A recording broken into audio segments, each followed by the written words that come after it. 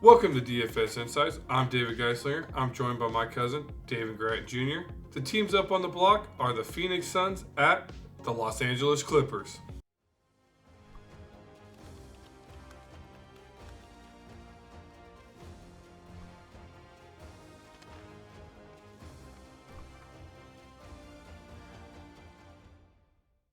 This is where each of us will be giving you three key players to focus on while creating your lineups. Sometimes we might have the same favorite plays, sometimes we won't. David and I are going to give you a quick breakdown of what we like about the three main plays, and stay tuned to the end where each of us are going to provide you with a free, completely free lineup. Nice, yeah. All right. Well, just to kind of start, kind of just a quick overview of the game. Obviously, Suns versus the Clippers here. Yeah, it looks to be like it's going to be a great matchup. Both teams are, above 500 here, and they just played each other 4 days ago, with the Clippers actually winning by about 9 points there. Clippers have actually won the last, including the last game. This would be the fourth time. So basically, they won 3 times. The last 3 meetings, the Clippers have won. There, so looks like they might have the Suns' number, even with both teams having kind of a super, their super builds going for them. So last time they did play, though, there was no Durant. He is back.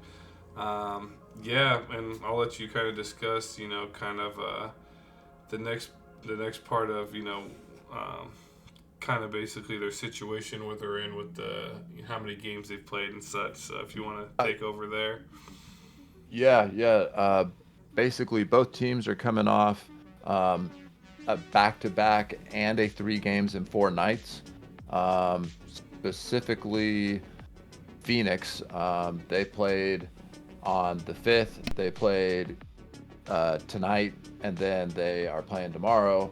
And then the Clippers, they played on the road. They played on the 5th, had the 6th off, and then they played tonight against the Lakers. And then at least, technically, at least they're at home since, they share the same arena. So at least that helps them out a little bit.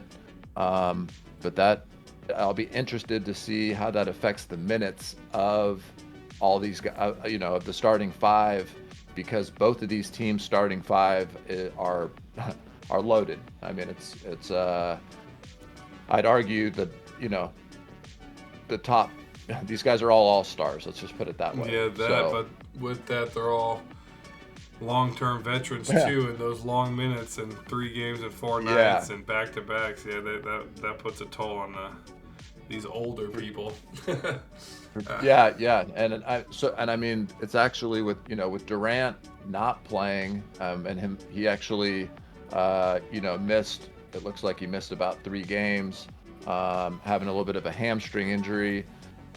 He did play today against Memphis, so I think a little that at least he got a little bit of rest, and out of all of them, I could see him still getting a good 38 minutes, 40 minutes if the game's close. You know what I'm saying? To where, I mean, yeah, I know Beal's young, Booker's young, but at the same time, it'll be interesting. I'm not an NBA coach, but yeah, that'll be very interesting. Yeah, I think they should all just play 40 minutes. That'll make millions of dollars. I know, play 40 minutes. But no, with that being said, all right, seems like maybe possibly Durant might be one of your 3 people you're gonna explain to us here based on kind of just that little quick spiel there. Yeah, for sure.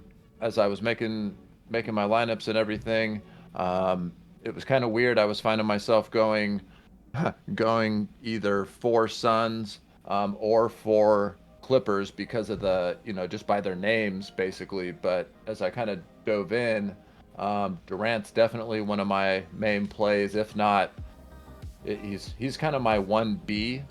My 1A play is going to be Kawhi Leonard. But my 1B is going to be, or number 2 would be Kevin Durant. Durant's, I would I'd argue he's the best player in the NBA right now. So, I mean, I know he had that injury, but if I had to pick one guy as I'm picking a team, it would be Kevin Durant. Um, he's one of a kind. So, however, my 1A play is going to be Kawhi Leonard. Um, it's pretty crazy. Over the past multiple seasons, he wasn't playing any back-to-backs.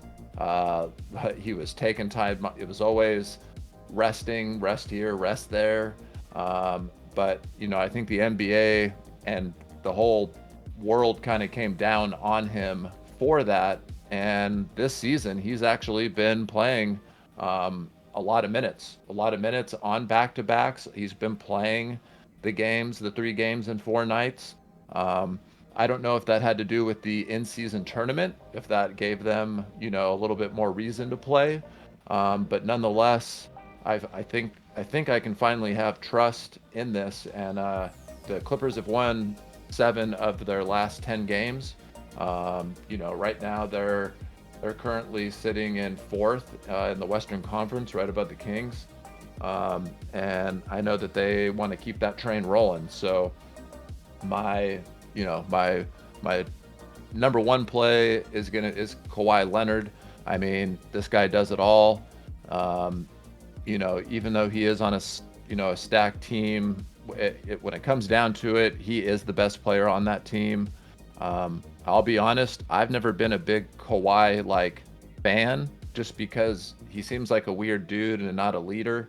But whatever, man. He has 2 Finals MVPs. He's won 2 championships on 2 different teams, even. So you can't argue that. And right now, it seems like it seems like he's kind of he's balling. Let's just put it that way. He's out there balling.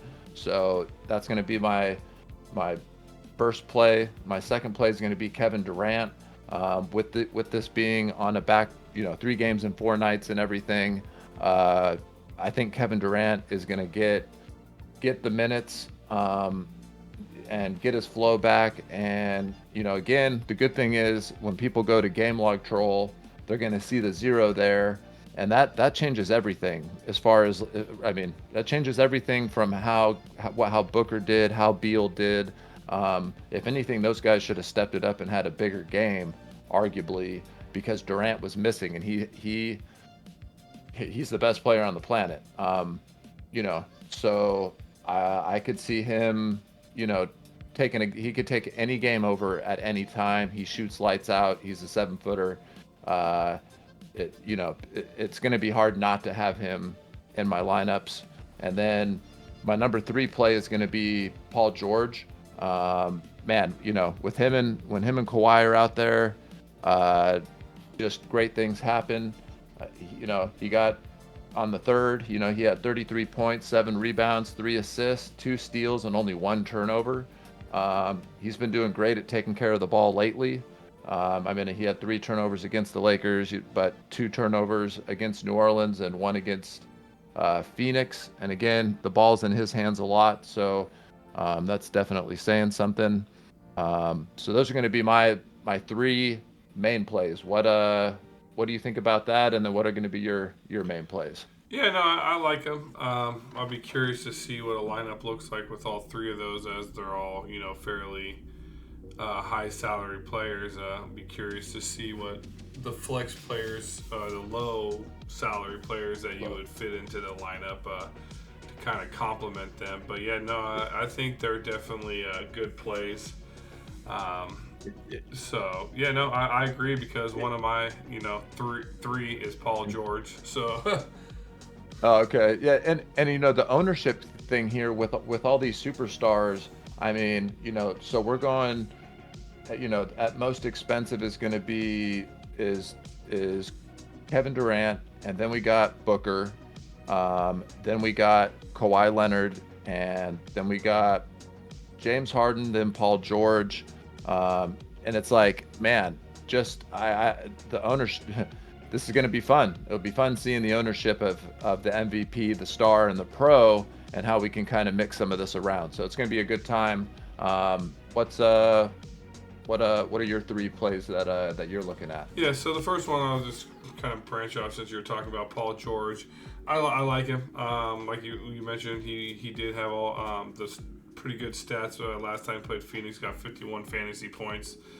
So if he's anywhere remotely close to that in this one, I believe that's going to be a key play. Obviously, where to put him is going to probably be, I guess, the better of the questions.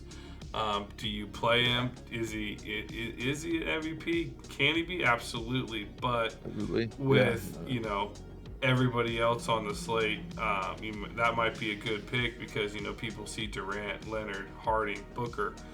Basically, a lot of people tend to correlate salary with MVP a lot. So you going down to Paul George with the 5th highest salary and putting him in MVP could set you apart because he does have the potential to get those higher, that 51-point game, so there is, potential there for him. His usage is crazy, about 26.1% usage, and he's averaging about 34 minutes, and he's projected about 35 for this game. Just kind of what I've been seeing around. So yeah, I clearly see him as a good play for this. Moving over to my second pick, I'm going to go ahead and switch teams here to the Phoenix Suns. Moving down, we can just start off with Bradley Beal. Yeah, I think with the back-to-back games, 3 games, being younger does obviously have its perks there. But on top of that, he has been doing great the past few games. He definitely doing a lot better, obviously, with Durant off the floor because, that freed up a lot of shots, freed up a lot of points to be, redistributed throughout. So, obviously, the games where Durant was out is a little bit higher. But, he kind of settles around like that mid-20, 30-point fantasy range there. And his usage, the last 3 games, 21.7. So he does get it when he's in. He did get 36 the last time they played. Yeah, 36 points. But mind you, Durant was out. And then also, and he's projected about 35 minutes this game. So as we all know, golden minutes. That's NBA DFS right there. Minutes are key, and obviously usage. When he could have minutes, but if you have minutes and usage, you're kind of setting yourself up for some, maybe a potentially decent, if not extraordinary, night for fantasy, at least in NBA. Those kind of correlate like extremely. It's not like the sure. NBA is a different beast than your NFLs and your other DFS. So. And I'm going to keep it on the Suns for my third pick. I like Nurkic here. Both centers didn't do well against each other. Nurkic and Zubac, they didn't do well against each other. And I was kind of thinking about even playing both of them in my lineup.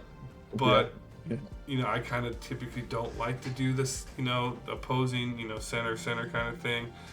However, he did come back on the 7th against Memphis. He had a great game. He did play a little bit minutes than he's used to. I think he's more teetering about that 26 range. He is projected about 28 minutes here. Hopefully he sees a little bit more because you clearly see just his point differential fantasy wise from when he plays 30 minutes, he's averaging high 30s to shoot even high 40s, but when he's playing those 24-25 minutes, he did get a 40 here, but it's more like mid 20s. So hopefully he can get the lower, obviously the more minutes the better, but if he can get into the 30s, I'd be happy in this game. But like I mentioned, he is projected 28.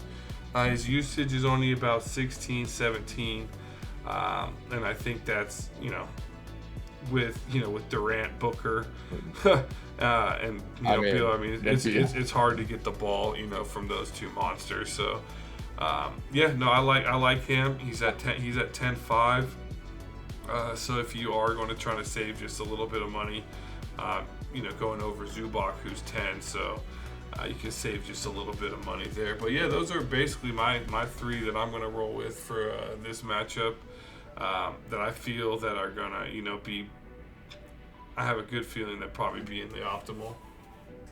Yeah, no, I definitely like those choices. To give you an idea, since you ended there with Nurkic, he's always one of my favorite plays because his upside is nasty. To give you an idea, this is when he was on Portland. He's only played against the Clippers once in a Phoenix uniform, which was just recently. But last time on 3/19/2023, he only played 27 minutes and got 47 fantasy points. So, I mean, he can get you, his fantasy points per minute is nice. And again, with Durant out there, that might even open Beal up a little bit more, because now they're going to have to be guarding Durant. He's going to be the number one guy they're worried about. And I could see that opening up some better shots and some just good things happening for Beal and for Nurkic at that point. As much as you could argue that could take away because of Durant's usage and whatnot, but at the same time, it causes the other team now defensively to focus on Durant, and now offensively open up some stuff for some of those other guys. So yeah, I like those three plays, and I'd be interesting to see how that allows you to maneuver, where you're gonna, who you're gonna put where, and then what salary that would leave you to put in utility or whatnot. So speaking of that, nice, yeah. And so with that, now what everybody's kind of been waiting for, here's the free lineups for tonight's matchup. Both myself and David's lineup. Please feel free to comment in the comment section below what you think about the lineups. If you have any questions, and hey, why did we put certain players here? We would love to answer that. Or if you have any ideas for your lineups and you would like some additional advice, make sure you put it in the comments below. Also, looks like community's growing here. So if you do subscribe to the channel, which we hope you do, make sure you put it also in the comments. Let us know. We'd like to reach out and start winning, taking down some of these tournaments. David? Yes, sir. Yeah, we good luck to everybody out there, and let's all get this money. So good luck, and hope everyone has a great night.